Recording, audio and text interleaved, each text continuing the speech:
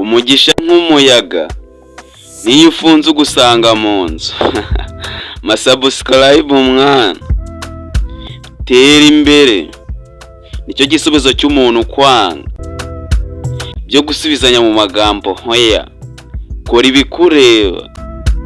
Uyu munsi hari abantu bazi ko muzaba inshuti wamaze kugafata.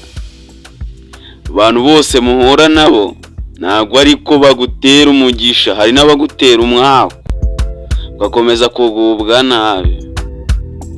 Abazajya bakubwira ko bagusengeraga kandi ubisengero zirafonze. Marayike mwana, umugabo yatashye yasinze, ageze mu rugo iwe, ageze ku buriri we abona amaguru naho kubona amaguru abiri. Nuko ubwo afata ikibanda arahondagura, ajya kukuzana amazi mu gikona ashyushye ngo abameneho. Ubwo yakekaga ko umugore we yazanye undi mugabo. Ageze mu gikoni asanga umugore we niho yaryamye. Umugore aramubwira ati sheri wanjye, ati ababyeyi bawe bombi badusuye kuko mbubaha cyane, baraza mu cyumba cyacu, nizere ko uvuye kubasuhuza. Masubscribe mwana, burya ntugasubire ku muntu mwashwanye, ntugasubire ku muntu mwanganye, kuko bavuga ko ari nko gufata amazi wamaze kogamo yuzuye ico,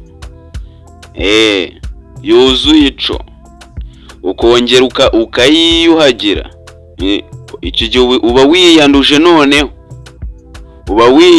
noneho. Mu by'ukuri dutekereze kabiri ku cyo tuba tugiye gukora. Niba uhuye na risk, fata umunota umwe uba uhagije utekereze, si cyo ngiye gukora kimfitiye izihe nyungu. Imyambaro wambaye ikoze mu bibabi by'imyumbati, wirinda kugira ihene inshuti yawe. Iyi myenda wambaye ikoze mu bibabi by'imyumbati, wirinda kugira ihene inshuti.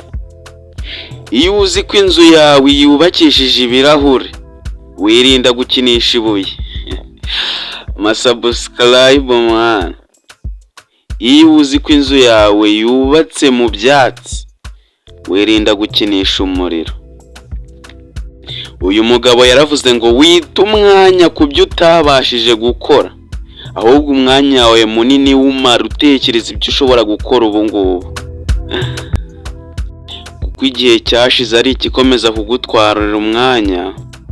Ahubwo umwanya ufite uwukoreshe cyane ku buryo utazigera unatekereza kuri bya bindi wahomba.